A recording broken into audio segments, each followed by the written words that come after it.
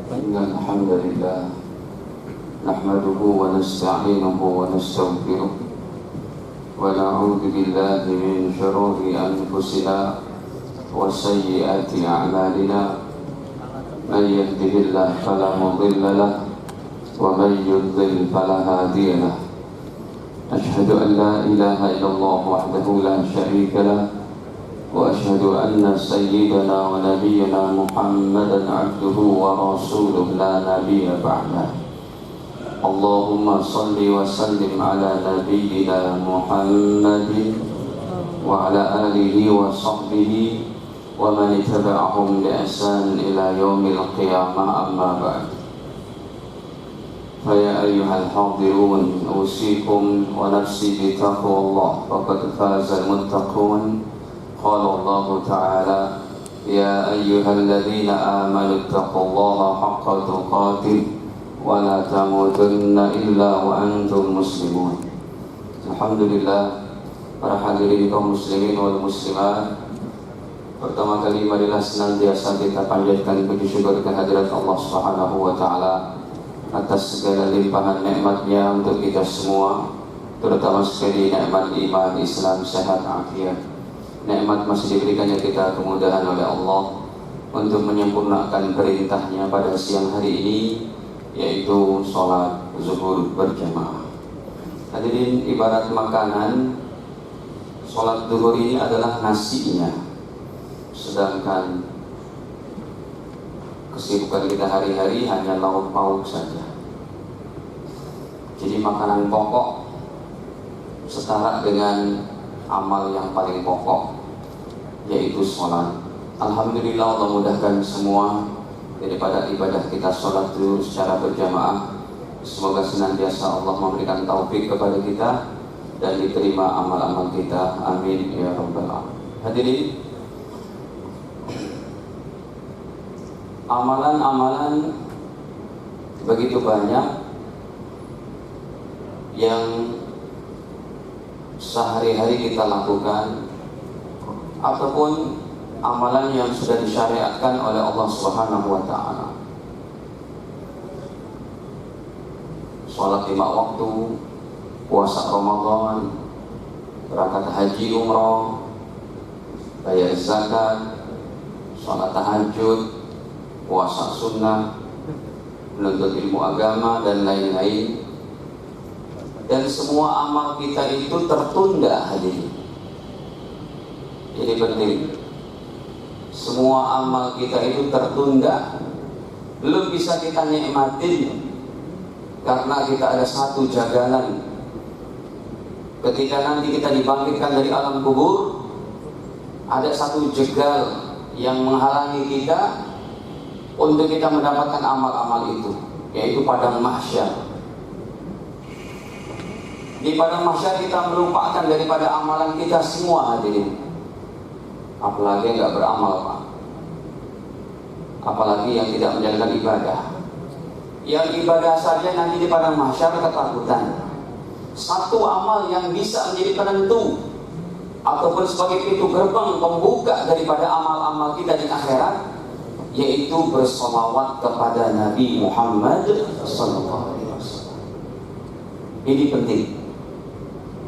Haji Anda, puasa sunnah Anda, tahajud, bacaan Quran, sedekah, itu terhenti, belum bisa kita nikmatin. Kenapa? Karena di padang mahsyar itu keadaan yang sangat hebat. Matahari berada 1 mil, kita bertelanjang dibangkitkan dari kubur, dan juga peluh keringat manusia sesuai dengan iman dan amal solehnya. Ada yang sampai setumitnya, ada yang sampai sebetis, selutut, sampai sedada, sehingga menenggelamkan orang itu sendiri. Semua manusia, kata Nabi, dalam keadaan minal karabi wal ghammi, puncaknya kegalauan, puncaknya ketakutan, karena saat itu Allah Ta'ala pada murka yang sepuncak-puncaknya. Hari ini apabila kita melihat ada gempa bumi, ada tsunami, ada kebakaran, ada musibah-musibah, itu bukan murka Allah yang pada puncaknya. Bisa jadi sih, bisa jadi itu merupakan balasan dosa di dunia. Ya, contohnya dalam surat Al-Ankabut Pada ayat ke-40 di situ Allah sebutkan, ke-41, fakullan akhadna bidzambi faminhum man arsalna 'alaihi hasiba wa minhum man akhadathu sayhah wa minhum man khasafna bihil ard wa minhum man aghraqna. Semua kami timpakan musibah malapetaka bidzambi, karena dosa-dosanya. Faminhum man arsalna 'alaihi hasiba, sebagian dari mereka ada yang kami timpakan dengan hujan batu kerikil, seperti kejadian pada kaum Sodomi, kaumnya Nabi Lut. Wa minhum man akhadathu sayhah, sebagian dari ada yang kami timpakan dengan petir sorak menggelegar, seperti kaum Ad, keluarlah darah dari telinga dan hidung-hidung mereka. Wa minhum man khasafna bihil ard, sebagian lagi ada yang kami tenggelamkan dalam perut bumi, seperti Qarun dan kaumnya. Wa minhum man aghraqna, dan sebagian lagi ada yang kami tenggelamkan di lautan, di banjir bandang, seperti Fir'aun dan kaum Nabi Nuh. Allah katakan, wa ma kana Allahu liyazlimahum, sama sekali Allah tidak ingin menzalimi hamba-hambanya, walakinnahum anfusahum yazlimun, tetapi manusia itu yang zalim sendiri dengan dosa-dosanya. Hadirin, ayat ini menyatakan ada musibah-musibah yang Allah berikan karena dosa-dosa, tapi itu bukan puncak murkanya Allah. Puncak murkanya Allah adalah dalam hadis sahih riwayat Imam Bukhari pada 4435 nomornya, yang hari ini kita berhalangan nggak bisa menampilkan tampilan hadisnya. Dalam Sahih Bukhari 4435, semua manusia dibangkitkan dari alam kuburnya, beradalah mereka di padang mahsyar. Saat itu hadirin, sholat Anda, puasa Anda, sekalipun tetap sekarang kita harus lakukan, tapi di akhirat itu nanti zero dulu, nothing dulu, nggak bisa kita dapati kecuali kita mendapat rekomendasi kebaikan dari cuma satu manusia, baginda Muhammad SAW, bukan yang lain. Akhirnya seluruh manusia datang ke Nabi Adam. Wahai Nabi Adam, tolong kami, berikan syafaat, berikan pertolongan. Engkau adalah Abul Bashar, engkau adalah manusia pertama yang Allah ciptakan dengan kudratnya, tanpa ayah, tanpa ibu, tanpa perantaraan pernikahan suami istri. Allah ciptakan engkau ya Nabi Adam, engkau adalah kakek kami, tolong kami. Apa kata Nabi Adam? Nafsi, nafsi, nafsi, wahai cucuku semuanya, mohon maaf, aku tidak berani berikan pertolongan kepada kalian, karena aku pernah makan buah khuldi yang dilarang aku untuk mendekati, tapi justru aku malah memakannya. Fa'asaituhu, aku telah melanggar perintah Tuhan di dalam surga. Aku takut, aku tidak berani di padang mahsyar ini memberikan pertolongan kepada kalian semua. Sana kalian cari orang yang lain, cari nabi yang lain. Hadirin, di padang mahsyar, dalam kita keadaan galau seperti itu, dalam keadaan yang takut sedemikian rupa, ini tangan nggak bisa Pak untuk angkat tangan berdoa langsung, nggak berani. Kalau di dunia ini hadirin, ada musibah malapetaka, kita mudah angkat tangan Pak, sambil nangis-nangis. Di sana nggak berani angkat tangan. Ya Allah tolong kami, ya Allah, di padang mahsyar tidak berani. Saat itu kita cuma mengandalkan rekomendasi orang-orang soleh. Makanya jangan jauh-jauh dari orang soleh. Tapi orang solehnya saat itu bukan ulama juga, bukan para sahabat yang mulia, bukan para wali-wali Allah. Itu nanti mereka. Bahkan Nabi Adam pun tidak bisa memberikan pertolongan. Kata baginda Adam, mohon maaf wahai cucuku, pergilah kamu kepada Nuh. Akhirnya semua manusia muslim atau kafir berangkat ke Nabi Nuh, ingin minta cari apa? Syafaat, pertolongan, rekomendasi kebaikan di akhirat, di padang mahsyar. Lihat Pak, sholat kita najis, apalagi nggak sholat. Puasa kita nggak ada apa-apanya, haji kita nggak berlaku saat itu. Akhirnya kita datang ke Nabi Nuh, ya Nuh, ala tara kaifa nahnu fi hadzal mahsyar. Wahai Nabi Nuh, tidakkah engkau memandang kami bagaimana kami berada dalam padang mahsyar, sangat ketakutan seperti ini. Tolong kami, mintakan isfa' ila rabbik, mintakan syafaat, perlindungan, pertolongan dari Allah untuk kami. Apa kata Nabi Nuh? Nafsi, nafsi, nafsi. Wahai cucuku semua, Aku tidak berani juga menolong kalian. Aku malu kepada Allah karena aku pernah mendoakan orang-orang kafir, hancur semuanya ya Allah, matikan mereka ya Allah. Bahkan doa saya ini diabadikan dalam Al-Quran. Dalam surat Nuh ayat ke-20 25, 26 Allah sebutkan itu. Ya. Surat Nuh Allah firmankan ayat ke-25 26-nya, Rabbi la tadhar 'alal ardi minal kafirina dayyara innaka in tadharhum yudillu 'ibadak wa la yalidu illa fajiran kafara. Kata Nabi Nuh, wahai Allah, jangan kau sesatkan satu orang kafir pun di permukaan bumi ini. Dayyara, libas. Seakan-akan doa ini sangat kejam dari Nabi Nuh. Hancurkan mereka semuanya Allah. Innaka in tadarhum, kalau kau sisahkan mereka ya Allah, yudillu ibadah, mereka menyesatkan hamba-hambamu, wala yalidu illa fajir kafar, dan mereka tidak melahirkan generasi kecuali generasi yang kafir, generasi yang pendurhaka. Habiskan semua orang kafir ya Allah. Datanglah banjir bandang 40 hari 40 malam, sampai pohon mengeluarkan air, batu mengeluarkan air, hujan turun sekian dahsyatnya, sampai anaknya pun yang merasa bisa untuk naik ke gunung si Kan'an itu pun habis. Kata Nabi Nuh, mohon maaf wahai cucu-cucuku, aku tidak berani berikan pertolongan pada kalian. Sana kalian pergi kepada Ibrahim. Kita datang ke Nabi Ibrahim, wahai Nabi Ibrahim, engkau adalah satu-satunya Nabi yang disebut dalam ibadah sholat kami. Nabi Nuh tidak disebut, Nabi Musa, Nabi Adam bahkan tidak disebut. Yang disebut dengan sholawat yang ada dalam sholat kita, sholat 5 waktu. Allahumma sholli ala Sayyidina Muhammad kama shollaita ala Sayyidina Ibrahim. Nama engkau yang disebut, wahai Nabi Ibrahim, tolong berikan pertolongan kepada kami. Apa kata baginda Ibrahim? Nafsi, nafsi, nafsi, sendiri-sendiri. Sendiri-sendiri, aku pun tidak berani memberikan syafaat. Aku malu kepada Allah Ta'ala karena aku pernah berbohong 3 kali, kata Nabi Ibrahim. Padahal sih bukan bohong beneran Pak. Ini cuma perkataan tingkat keimanan Nabi yang sangat hebat. Sebenarnya bukan bohong. Contohnya, beliau ketika bersama sang istri, ya, lalu diapakan, ditanya oleh Raja Zodim, ini siapa? Kalau beliau jawab ini istriku, akan menjadi mudarat bagi keluarganya.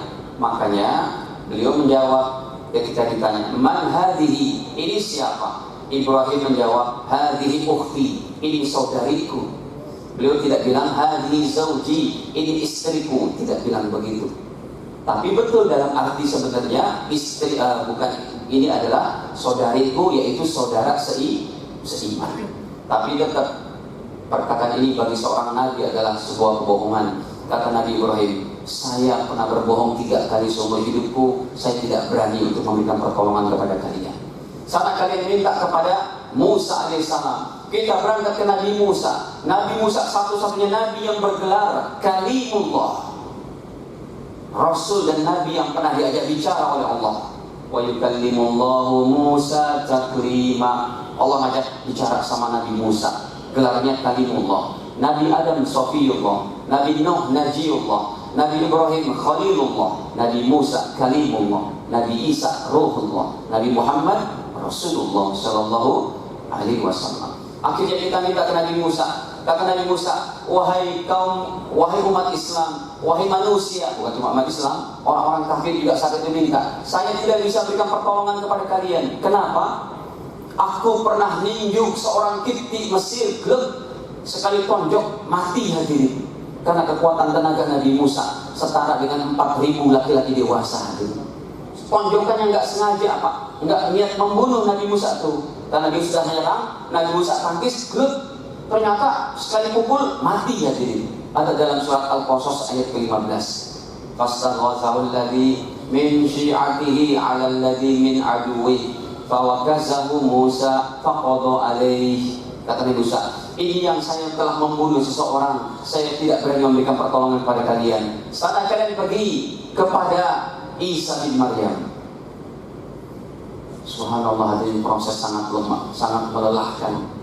Hadirin, kita pernah dulu yang sudah pernah haji ya, kalau umroh ya nggak terlalu lah. Umroh sih gampang, cuma keliling-keliling di Masjidil Haram saja. Prosesi umroh cuma di Masjidil Haram Pak. Tawaf, sa'i, cukur, selesai. Tapi kalau haji, kita mesti wukuf di Padang Arafah. Allahu Akbar. Di Padang Arafah pernah haji tahun berapa, airnya mati Pak. Panas, air conditionnya itu nggak bisa, gerah, terik matahari yang sangat menyengat. Ya, itu keadaan seperti apa, kita pun udah nggak tahan. Saking apanya, keluar dari tenda pun justru malah terik matahari. Begitulah keadaan di padang mahsyar. Akhirnya hadirin, kita minta tolong kepada Nabi Isa bin Maryam. Apa kata Nabi Isa? Wahai manusia, aku tidak bisa menolong kalian. Kenapa? Aku disembah. Aku dan ibuku dijadikan Tuhan. Dan inilah satu-satunya Nabi yang masih hidup di antaranya di langit kedua. Nabi Isa, kalau tetangga sebelah ibunya Yesus, ini masih hidup di langit kedua. Beliau tidak dibunuh, beliau tidak disalib oleh Yahudi. Allah abadikan kisahnya dalam An-Nisa 157-158. Wa qaulihim inna qatalna al-Masiha Isa bin Maryam Rasulullah. Dan perkataan Yahudi, kami telah membunuh Isa bin Maryam. Allah katakan, wa ma qataluh, mereka tidak membunuhnya. Wa ma salabuh, mereka tidak menyalibnya. Walakin syubbiha lahum, tetapi yang dibunuh, yang dianiaya oleh orang Yahudi itu adalah orang yang serupa dengan wajahnya Nabi Isa.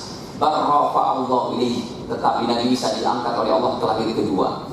Makanya ketika Nabi Muhammad Isra dan Mi'raj bertemu secara roh dan jasad dengan Nabi Isa. Kalau nabi-nabi yang lainnya, Nabi Adam di langit pertama, Nabi Isa di langit kedua, Nabi Zakaria juga ada di situ, Nabi Musa di langit kelima, Nabi Harun di langit keenam, Nabi Ibrahim di langit ketujuh. Itu ditemui oleh Nabi Muhammad secara roh saja, kecuali Nabi Isa.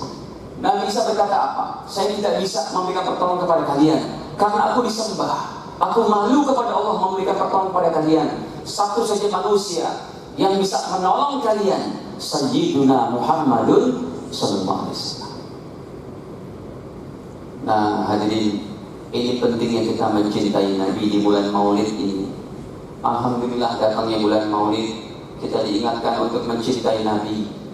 Cintailah Nabi Muhammad SAW, karena para sahabat berkata, ya Rasul, bagaimana ada orang cinta dengan satu kaum, ada orang yang cinta dengan engkau, tapi enggak pernah ketemu ya Rasul. Maka Nabi bersabda dalam hadis Sahih Bukhari, al-mar'u ma'a man ahabba, sesungguhnya seseorang nanti dikumpulkan di padang mahsyar bersama orang-orang yang dicintainya. Insya Allah kalau kita cinta kepada Nabi, Nabi Muhammad pun mencintai kita. Hadirin, makanya penting kita untuk banyak sholawat. Di antaranya bukti cinta kita kepada Nabi, bacalah sholawat sehari-hari minimal 100 hadirin. Kita lanjutkan hadis pada mahsyarnya. Akhirnya semua manusia datang ke Nabi Muhammad SAW. Datanglah miliar manusia atau juta-juta manusia. Kata malaikat, kalian mau apa? Mau minta syafaat dari Nabi Muhammad? Dilihat, ditanya, punya kartu anggotanya tidak? KTA-nya ada enggak? Kartu tanda asyhadu alla ilaha illallah. Kalian punya la ilaha illallah enggak di hati kalian? Dilihat oleh malaikat, tidak punya. Pergi semuanya. Kalian menjadi orang-orang paling menyesal, selama-lamanya tidak akan dapat pertolongan siapapun, termasuk manusia mulia Nabi Muhammad SAW. Akhirnya datanglah juta-juta manusia, miliar manusia tadi. Ditanya, kalian punya tidak kartu untuk masuk gerbang daripada syafaat? Mereka tampilkan, diperiksa hati-hati mereka oleh malaikat. Di situ ada la ilaha illallah. Kata malaikat, silakan masuk. Carilah syafaat, mintalah syafaat dari Nabi Muhammad SAW. Tapi hadirin, ada orang Islam sudah masuk pintu gerbang syafaat, tapi tidak sampai kepada majelisnya Nabi Muhammad SAW. Kenapa? Pas masuk, langsung berhenti, stagnan di situ Pak. Kata malaikat, Mas, kenapa dia di sini? Maju lagi. Bisa ternyata, kakinya juga nggak bisa bergerak.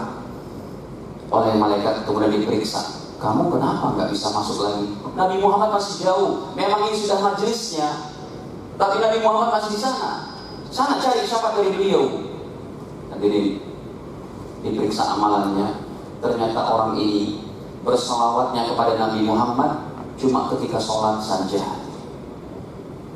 Dari sinilah ada hadisnya dari Abdullah bin Mas'ud radhiyallahu anhu, hadis riwayat Imam Tirmidzi, derajatnya hasan. Nabi Muhammad bersabda, "Aulan nasi bi yaumal qiyamah," orang yang paling dekat dengan aku pada hari kiamat, "aksaruhum alayya sholatan," orang yang paling banyak baca sholawatnya. Allahumma sholli ala Sayyidina Muhammad wa ala ali Sayyidina.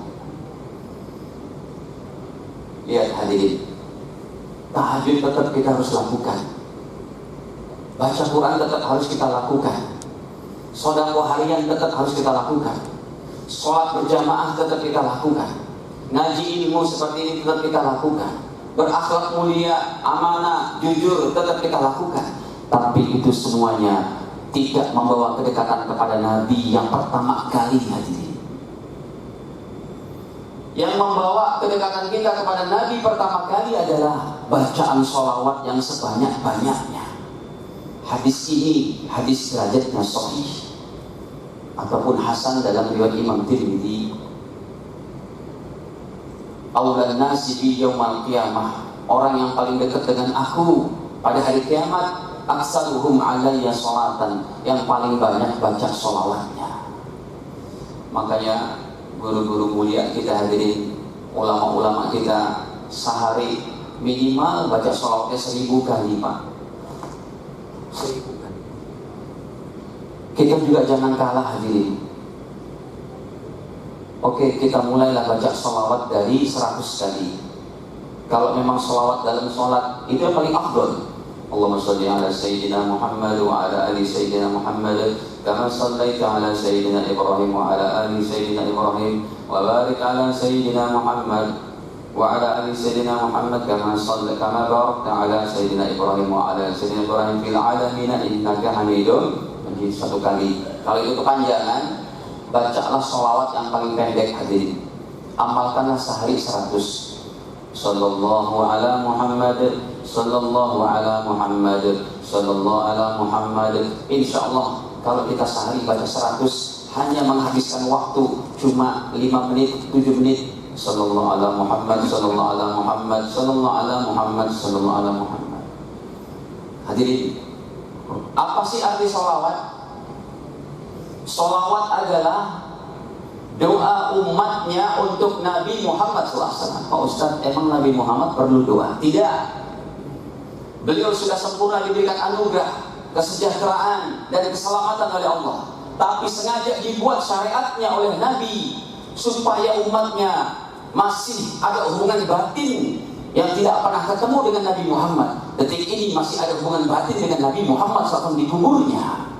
Itu daripada tujuan sholawat. Doa umatnya untuk Nabi Muhammad SAW sebagai bentuk daripada hubungan batin kita, hubungan rohani kita kepada Nabi Muhammad SAW. Dan ini hadirin merupakan jalan pintas untuk diampuni dosa-dosa kita. Makanya keberkahan sholawat itu bukan untuk Nabi Muhammad. Baik, saya ulang. Definisi sholawat adalah doa umatnya untuk Nabi Muhammad, tapi keberkahannya 100% kembali untuk umatnya, bukan untuk Nabi. Sengaja dibuat syariatnya ini. Begitu agungnya amalan baca sholawat. Nah hadirin, coba. Ini insya Allah bulan depan ini fokusnya ada ya Pak. Perbaikan atau terasa diperbaiki nanti. Yang apa tuh? Saya mau nampilkan kitab-kitab berat sebenarnya ini, yang jarang dikupas. Ya, masih ada setengah jam kan? Karena saya akan bicarakan bahwa Nabi di alam kubur yaitu hidup. Ini tidak boleh dari pendapat para ulama.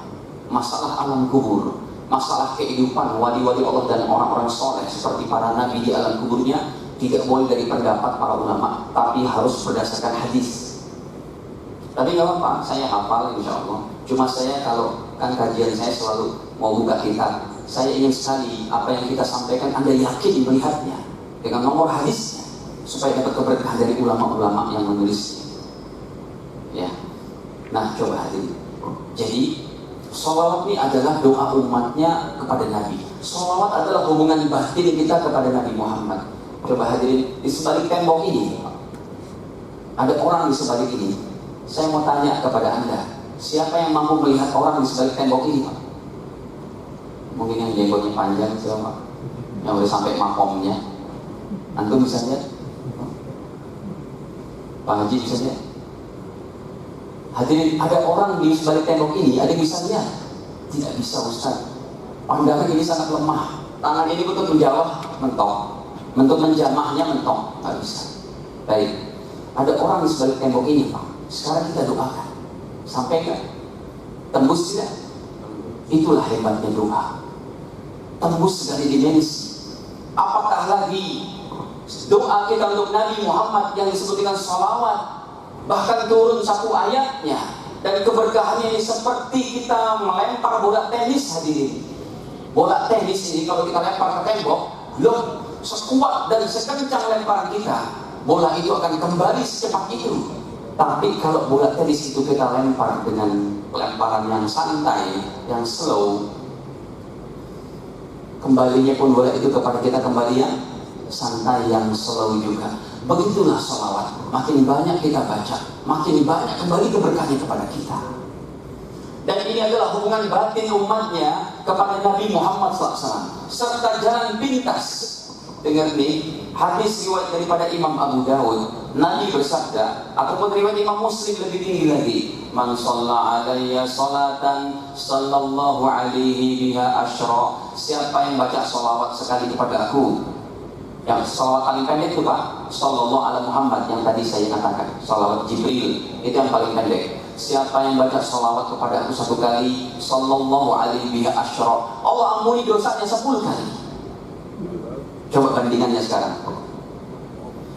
Kalau kita beristighfar dengan istighfar yang paling pendek saja 10 detik, astagfirullah, astagfirullah, astagfirullah, istighfar paling pendek, astagfirullah, astagfirullah, astagfirullah, astagfirullah, dapat ampunan 10 ampunan. Tapi kalau kita baca salawat saja yang paling pendek, sallallahu alaihi Muhammad, 10 detik, sallallahu Muhammad, sallallahu Muhammad, dapat 10 detik, 10 kali salawat, 100 ampunan. Sekali mendayung 2-3 pulau terlampaui dengan salawat.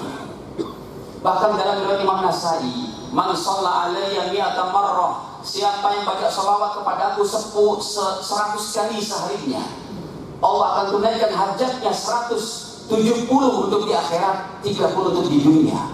Jadi kalau kita baca salawat dari para ulama, dari para habaib kita, yaitu ijazah-ijazah atau amalan-amalan yang sudah diapakan, yang sudah diijazahkan kepada kita, nih baca salawat rezekimu lancar, memang dari hadis ini. Dan itu sudah ada experience, tajribah para ulama, para orang-orang soleh, para habaib kita.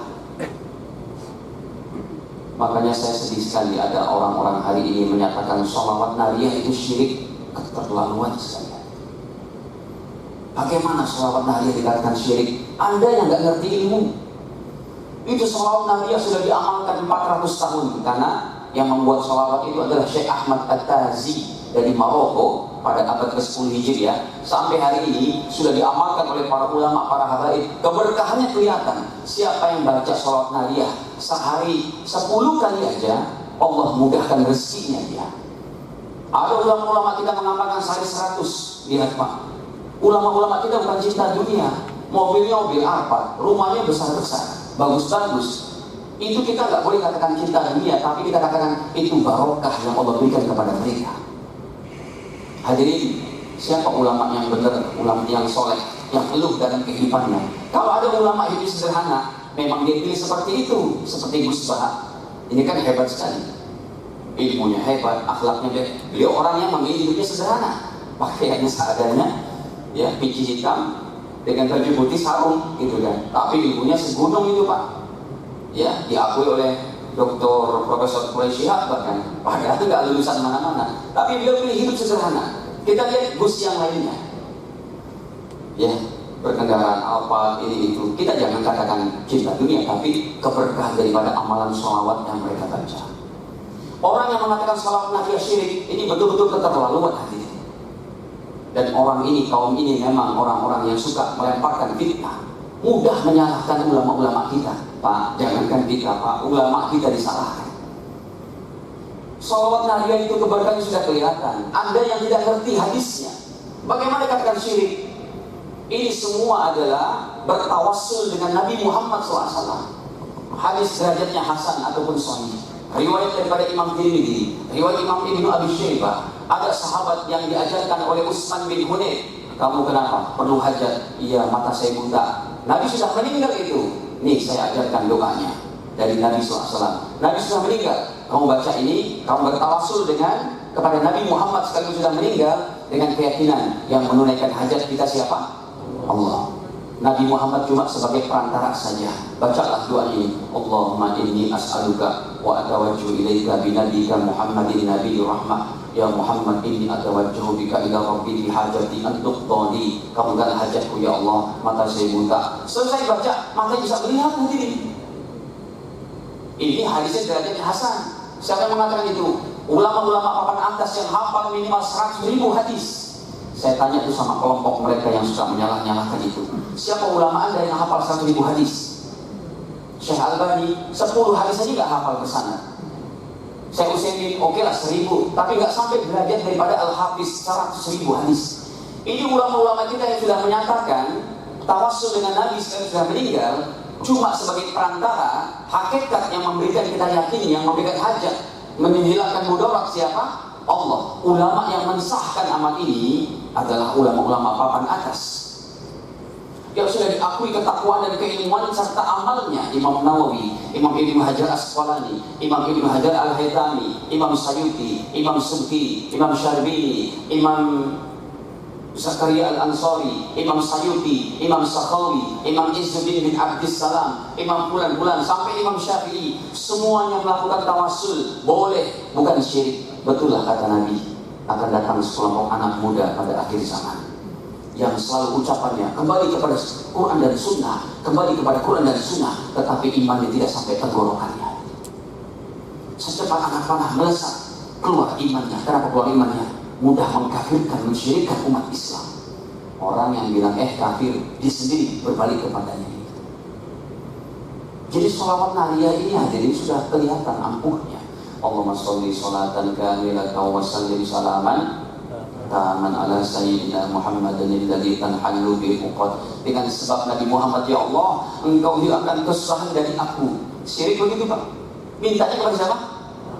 Watan farujudil purabu. Kesusahan-kesusahan ya Allah engkau hilangkan dengan sebab Nabi Muhammad, dengan perantara Nabi Muhammad. Wa tuqda bil hawaiju. Hajat-hajat engkau berikan kepada kami ya Allah dengan perantara Nabi Muhammad. Wa tunalu bil radaibu. Keinginan-keinginan engkau mudahkan ya Allah sampai akhir. Wa husnul khatim. Dengan Nabi Muhammad berikan kepada kami husnul khatimah. Mau enggak Pak husnul khatimah?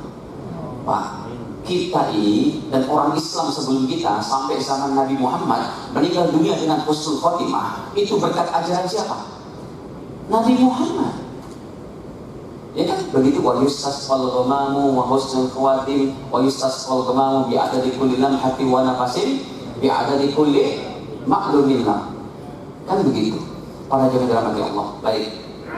Ini sekarang saya katakan daripada kitab-kitabnya. Hadirin, kita baca sholawat kepada Nabi adalah hubungan batin. Anda tadi habis sholat Pak, Allahumma gfirli wa liwalidayya warhamhuma kama rabbayani shaghira. Itu kubur orang tua Anda sekalipun di Mekah, langsung dibawa itu oleh malaikat.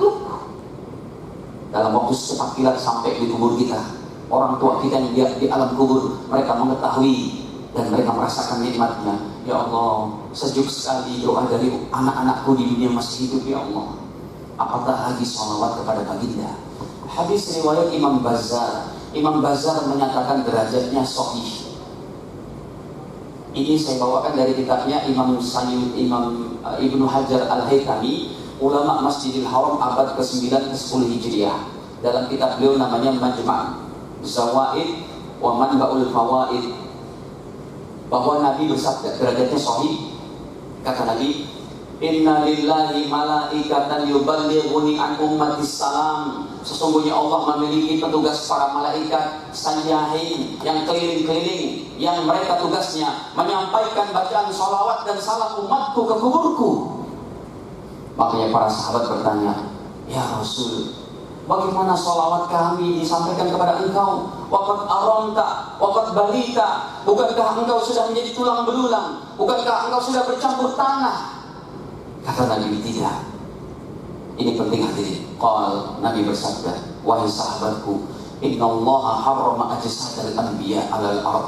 Wahai sahabatku, sesungguhnya Allah Ta'ala mengharamkan tanah untuk memakan jasad para nabi. Mereka, aku hidup di alam kuburku dan aku mengetahui bacaan sholawat kalian.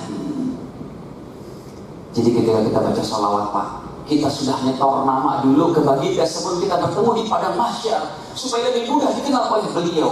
Kalau kita enggak pernah baca sholawat, betapa meruginya nama kita enggak dikenal. Coba kita baca sholawat. Allahumma shalli ala Sayyidina Muhammad wa ala Sayyidina Muhammad. Itu disampaikan, dan sebanyak yang dibaca tadi disampaikan dan Rasul mengetahui. Baik, sekarang kita pakai analoginya, Pak. Pakai analogi ke atas, atau dalam bahasa kaidah usulnya itu qiyas aulawiyah. Contohnya begini. Dalam surat Al-Baqarah, Al-Qur'an ini, Pak. Dalam surat Al-Baqarah pada surat kedua ayat 154. Allah berfirman, ini orang biasa yang mati hadirin. Boleh buka terjemahannya, boleh buka di handphonenya itu 154 Al-Baqarah. Allah katakan, jangan kamu katakan orang yang mati di jalan Allah terbunuh, jihad fi sabilillah, jadi bangkai, mati, jadi tulang belulang, haram, tidak boleh, kata Allah. Wala taqulu liman yuqtalu fi sabilillahi amwat. Jangan kamu katakan orang yang mati terbunuh di jalan Allah dalam rangka membela agama Allah, dalam rangka berjuang, dalam rangka berdakwah, dalam rangka mensyiarkan agama Allah, mati, itu syahid. Allah katakan, jangan kamu bilang mati di alam kuburnya. Bal ahya'un, akan tetapi mereka hidup. Walakin la tash'urun, kamu yang enggak tahu. Coba analogi ini gimana, Pak? Ketika Allah katakan orang biasa aja nggak boleh dibilang mati, apalagi para nabi yang derajatnya sangat hebat. Apatah lagi para nabi, apatah lagi Nabi Muhammad SAW, tidak boleh dikatakan mati jadi bangkai. Kata Rasul, aku mengetahui bacaan sholawatmu kepada aku, dan aku akan menjawab daripada sholawatmu, serta Allah membalas 10 kali. Dan orang yang paling dekat dengan aku nanti di padang mahsyar, yang paling banyak baca sholawatnya. Makanya Habib Munzir Al-Musawwa Al-Marhum yang sudah meninggal, pimpinan majelis Rasulullah dulu, itu baca sholawatnya minimal sehari 5.000, Pak. Tadi saya cuma bilang 100, Pak. Kita mulai dari 100 lagi. Jangan sampai sehari lewat nggak baca sholawat. Mungkin habis subuh Anda duduk dulu sebelum berangkat kantor, atau nanti pulang dari kantor setelah sholat maghrib duduk sejenak. Allahumma sholli. Boleh pakai Sayyidina, boleh tidak pakai Sayyidina. Allahumma sholli ala Muhammad wa ala ali Muhammad, ataupun Allahumma sholli ala Sayyidina Muhammad wa ala ali Sayyidina Muhammad, ataupun yang paling gampang tadi sallallahu ala Muhammad. Baca 100, Pak, sambil meresapi kerinduan kepada Nabi. Beliau menjawab salawat dan salam kita. Lagi hadis sahih riwayat Imam Abu Dawud 2043. Jangan mengecilkan bacaan salawat. Kata Nabi, ma min ahadin yusallim alayya, apabila satu umatku mengucapkan sholawat dan salamnya kepada aku, kata Nabi, maka raddallahu alayya ruhi, Allah kembalikan rohku dalam alam kuburku, hatta arudda alaihi salam, untuk saya menjawab sholawat dan salammu di alam kuburnya. Makanya kalau ada yang lagi asrokolan itu, ya Nabi salam alaika, ya Rasul salam alaika, ya Habib salam alaika, salawatullah alaika. Itu jangan dianggap remeh. Rasul menjawab. Makanya kalau kita lagi umroh, Pak, insya Allah kita dimudahkan umroh, Pak, ya. Saya pun alhamdulillah sudah punya vaksin Pfizer itu. Kalau Sinovac belum berlaku kan, tapi kalau Pfizer kita sudah ada 2 kartu vaksinnya. Insya Allah kita bisa umroh. Kalau kita sudah berada di kubur Nabi, jangan cuma ucapin sholawat dan salam cuma sekali, ucapkan sebanyak-banyaknya. Assalamualaikum ya Rasulullah, Assalamualaikum ya Habibullah, Assalamualaikum ya Rasulullah, Assalamualaikum ya Nabi Allah. Assalamualaikum ya Jaddal Hasan wal Husain. Assalamualaikum ya Aba Fatimah. Assalamualaikum ya Sihra Aba Bakir wa Umar wa Utsman wa Ali. Assalamualaikum ya Yasin. Assalamualaikum ya Toha. Assalamualaikum ya Asyraful Khalaiq ajma'in. Assalamualaikum ya Afdalul Anbiya wal Mursalin. Assalamualaikum ya man unzil alaikal Quran. Kalau anda nggak bisa gitu, udah ucapin aja Assalamualaikum ya Rasulullah. Assalamualaikum ya Nabi Allah. Diulang-ulang. Kata para ulama, bukan merupakan takhyul, bid'ah atau khurafat kalau ada jawaban salam dari kubur Nabi kepada anda ketika hati anda bersih tanpa dosa. Itu tidak ada penghalangnya, bisa dengar langsung ucapan salam. Sering saya tuh kalau umrah dari dekat kubur Nabi bangun jam 2 Pak, jam 1 ke Raudhah. Assalamualaikum ya Rasulullah. Assalamualaikum. Kita dengar juga jawaban salam Pak. Pas saya buka, polisi yang jawab. Udah GR aja. Amal kita masih lemah hadirin, tapi ini harus kita yakini. Karena ingat, berita-berita tentang alam barzakh, alam kubur tidak boleh dari pendapat ulama. Semua dari hadis. Tadi yang saya sampaikan dari hadis. Terakhir masih ada waktu. Coba dengarkan hadirin. Statement ini penting. Setiap di jalan darah dan sel-sel manusia, muslim atau kafir, di situ ada keberkahan sholawat Nabi Muhammad. Statement terakhir nih Pak, saya bawakan kitabnya cukup jauh. Kitab ulama yang hafal 100.000 hadis, namanya Imam Qasqalani, yang disyarahkan dijelaskan oleh Imam Zarqani. Kedua-duanya mirip-mirip kehidupannya abad ke-9 ke-10 Hijriah, tahun 900, tahun 1000 Hijriah. Nama kitabnya adalah Al-Mawahib Al-Laduniyah fil Madhi Al-Muhammadiyah. Di situ disebutkan. Kenapa tadi saya katakan statement yang terakhir Pak? Setiap tetes darah manusia dan sel-selnya ada keberkahan sholawat. Dari mana? Gini Pak, kalau enggak kita jadi anak zina semuanya. Kenapa?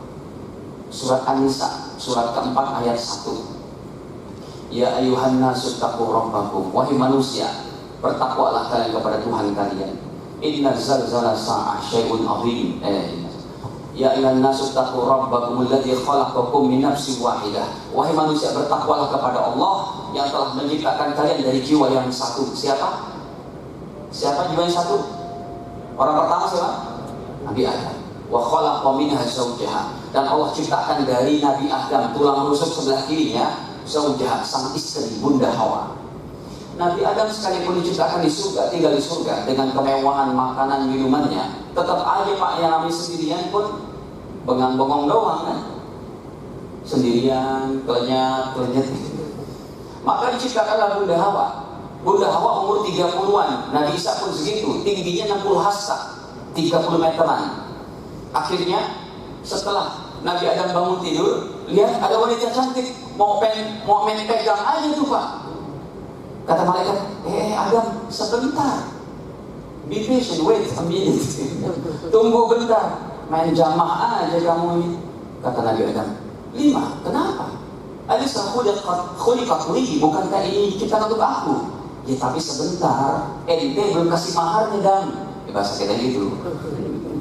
Kamu ini belum kasih maharnya. Kata Nabi Adam, ayo buru-buru cepat, maharnya apa? Gak sabar Nabi Adam Pak. Kata para malaikat, pesan dari Allah, maharnya adalah tusalli ala Muhammadin, baca salawat kepada Sayyidina Muhammad. Setelah beliau serahkan salawat maharnya baca salawat, terjadilah pergumulan hubungan suami istri, jadilah anaknya anak yang halal sampai hari ini, anak cucu Adam. Berkah apa? Hadirin pasang di hadapan kita ini. Salawat adalah pemungkas dari seluruh amal. Saya ulangi, kita tetap wajib sholat, puasa, zakat, berakhlak baik, cari nafkah yang halal, ngaji ilmu, baca Quran, tahajud.